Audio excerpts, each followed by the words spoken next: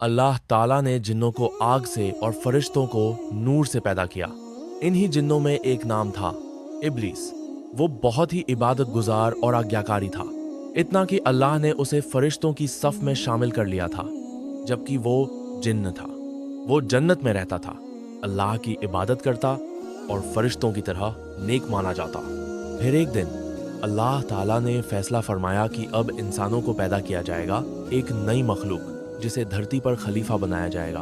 अल्लाह ने इंसान के पहले बाप हजरत आदम अलैहिस्सलाम को मिट्टी से बनाया। जब आदम अलैहिस्सलाम का जिस्म मुकम्मल हो गया तो अल्लाह ने उसमें अपनी रूह फूंकी और हुक्म फरमाया, मैंने इंसान को पैदा किया है, जब मैं उसमें अपनी रूह फूंक दूं तो तुम सब उसके सामने सजदा में गिर जाना। सभी फरिश्तों ने सजदा किया जैसा कि हुक्म था, लेकिन इब्लीस ने सजदा नहीं किया। अल्लाह ने पूछा, ए इब्लीस, तुझे सजदा करने से किस चीज ने रोका जब मैंने तुझे हुक्म दिया? इब्लीस ने घमंड से जवाब दिया, मैं उससे बेहतर हूं, आपने मुझे आग से पैदा किया और उसे मिट्टी से। यह जवाब एक बड़े घमंड का सबूत था।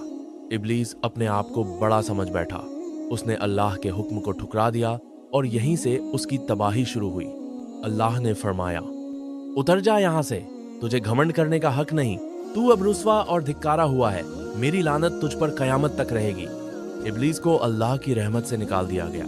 अब वो शैतान बन चुका था, एक गिरा हुआ जिन जो रहमत से महरूम हो गया। मगर इब्लीस ने बदले की ठान ली।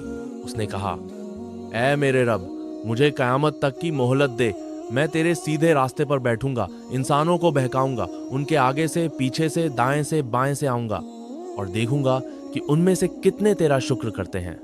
अल्लाह ने इजाजत दे दी और कहा, जा, तुझे मोहलत दी गई, मगर मेरे सच्चे बंदों पर तेरा कोई बस नहीं चलेगा। बस वहीं से इब्लीस बन गया, शैतान, इंसानों का दुश्मन, गुमराही का सरदार।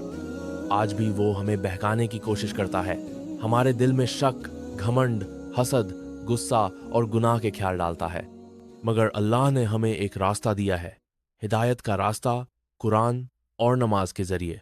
जो इंसान अल्लाह की याद में रहता है, शैतान उससे दूर रहता है। सीख, इब्लीस ने सजदा न करके घमंड किया और हमेशा के लिए अल्लाह की रहमत से दूर हो गया। अगर हम भी घमंड, हट और गुनाह करेंगे तो शैतान के रास्ते पर होंगे, मगर अगर हम तौबा करें, नमाज पढ़ें और अल्लाह से जुड़ जाएं तो हम शैतान को हरा सकते हैं।